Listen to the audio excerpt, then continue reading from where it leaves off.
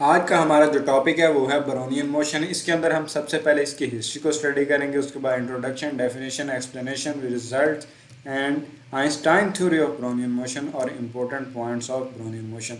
Topic को start करने से पहले आपको बता दूं कि आइंस्टाइन को फोटोइलेक्ट्रिक इफेक्ट के एक्सप्लेनेशन के ऊपर जो नोबेल प्राइज़ मिला था, आइंस्टाइन को ब्रोनियन मोशन के एक्सप्लेनेशन पर भी एक नोबेल प्राइज़ मिला है जिसे हम डिस्कस करेंगे।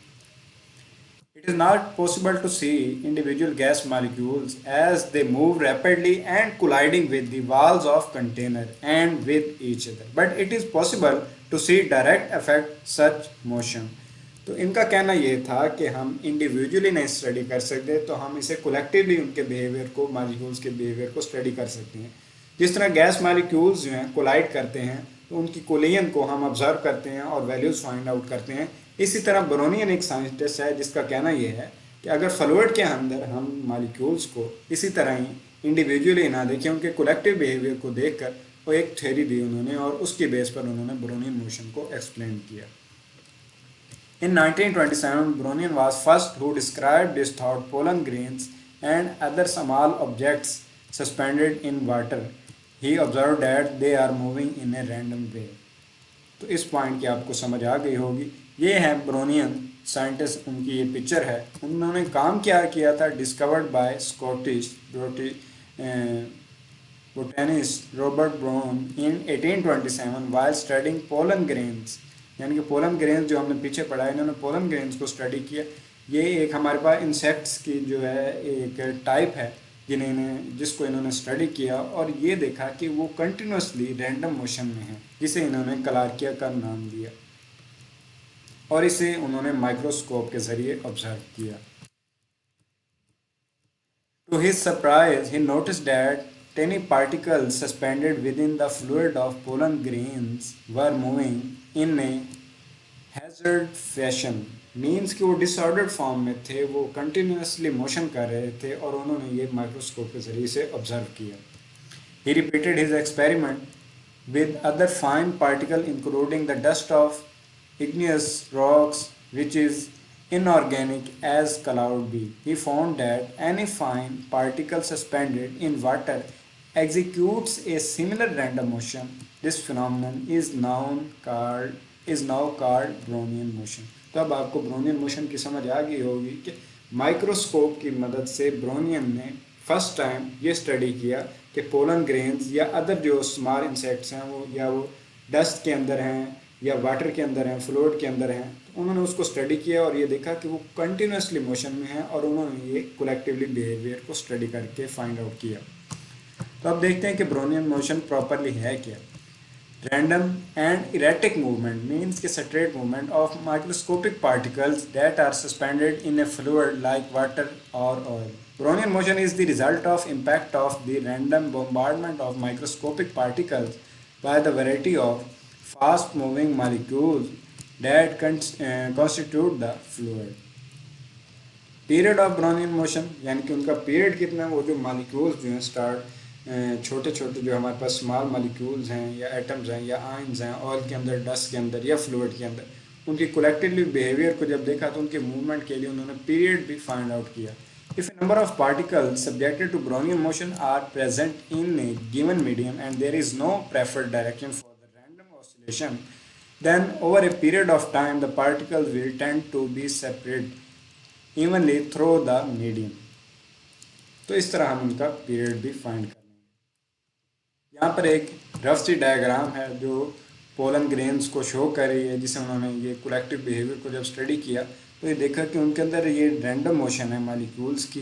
जिस तरह आप यहाँ देख सकते हैं एरो शो कर रही हैं कि कोई इस तरफ लेफ्ट साइड, कोई राइट साइड, अपर डाउनवर्ड मूव करें, डिफरेंट उनकी मोशन है और पोलन ग्रेन्स को उन्होंने जो है बहुत ही माइक्रोकली से स्टडी किया। If a and b are two adjacent regions and at time t, A contains twice as many particles as B. At that instant, the probability of particles leaving A to enter B is twice greater as the probability that the particles will leave B to enter A. उन्होंने movement को बताया है कि ये हमारे पास boxes ले लें या कंटेनर्स ले लें जिनके अंदर मॉलिक्यूल्स हैं। अगर A से B या B से A मूव कर रहे हैं तो वो रैंडमली मूव कर रहे हैं और ये प्रोबेबिलिटी फाइंड यानी कि ये फाइंड आउट हम इसे फाइंड आउट कर सकते हैं कि कितने हमारे पास इस साइड पे हमारे पास कितनी उनका रीजन है जो उन्होंने स्पेस जो है वो ली हुई है, और इस साइड पे उन्होंने कितनी स्पेस ली हुई है। इसी फिनोमेना को उन्होंने एक्सप्लेन किया है। The physical process in which a substance tend to separate steadily from region of high concentration to region of low concentration is called diffusion. तो ये उन्होंने डिफ्यूजन को जो है एक्सप्लेन किया है, क्योंकि हाई कंसंट्रेशन से लो कंसंट्रेशन की तरफ जब मालिक्यूल मूव करते हैं तो इसे डिफ्यूजन कहते हैं। Diffusion can therefore be considered A microscopic manifestation of Brownian motion on the microscopic level. Thus, it is possible to study diffusion by simulating the motion of a Brownian particle and computing its average behavior. A few examples of the countless diffusion processes that are studied in terms of Brownian motion include the diffusion of propellants through the atmosphere, the diffusion of holes through a semiconductor, and the diffusion of calcium through bone tissue is living organism. तो ये whole procedure था, उन्होंने diffusion को study किया, high concentration से low concentration की तरफ जब मूवमेंट हुई मालिक्यूल्स की तो उन्होंने इसे ऑब्जर्व किया, और उन्होंने अपना जो है होल जो था अपना एक्सपेरिमेंट उसी के बेस पर ब्राउनियन मोशन की एक थ्योरी दी, और इसकी बेस पे उन्हें जो है उनकी ये थ्योरी जो है बहुत फेमस हुई, लेकिन वो इसे मैथमेटिकली प्रूव ना कर सके, जिसे बाद में आइंस्टाइन ने प्रूव किया और उन्हें नोबेल प्राइज़ भी मिला। इस थ्योरी की जो हमारे पास फाइंडिंग्स हैं वो ये हैं कि साइज़ जो होगा हमारे पास, जो भी मालिक्यूल एटम आएंगे या मालिक्यूल जो भी होगा उसका साइज़ जो होगा 10⁻⁻6 मीटर होगा। अगर एटम है तो 10⁻⁻10 मीटर होगा, और वाटर मालिक्यूल्स का इससे लार्ज होगा। Suspended particle is most about 10,000 times bigger compared to a water molecule. तो ये MCQs के लिहाज से इंपॉर्टेंट पॉइंट्स हैं, इनको आप अच्छी तरह याद कर लें। उसके बाद फर्दर जो फाइंडिंग्स थी उसमें a spoon of water contain about 10⁻23 water molecules होंगे उसके अंदर। स्पीड जो है they are perpetually moving in different direction, some faster than others. तो यानी कि वो रैंडम मोशन होगी, इरेगुलर मोशन होगी। As they move they keep colliding with each other which can possibly change their speed and direction of motion. Albert Einstein ने इसके अंदर क्या वर्क किया, अब उसे हम स्टडी करेंगे। Albert Einstein worked out A quantitative description of Brownian motion based on the molecular kinetic theory of heat. Albert Einstein ने काइनेटिक थ्योरी ऑफ जो molecular kinetic theory of heat थी उसकी बेस पर अल्बर्ट आइंस्टाइन ने अपनी जो है theory को प्रपोज किया, और उसके बाद publish as the third of 3 famous 1905 papers. 1905 में उन्होंने अपने 3 पेपर्स को पब्लिश किया और उन्हें नोबेल प्राइज़ मिला 1921 में इस मोशन को एक्सप्लेन करने पर।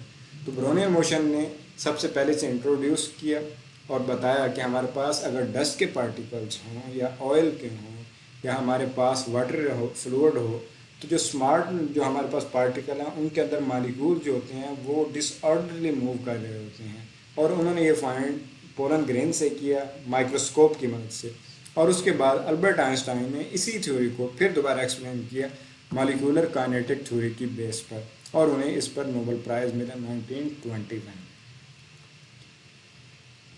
अगर आज की इस वीडियो में आपको किसी भी पॉइंट की समझ नहीं आई तो आप उसके बारे में कमेंट सेक्शन में ज़रूर लिखें, और डिस्क्रिप्शन को ज़रूर रीड किया करें, क्योंकि इंपॉर्टेंट क्वेश्चन जो हैं उनमें डिस्कस किए जाते हैं, आप उन्हें ज़रूर रीड किया करें।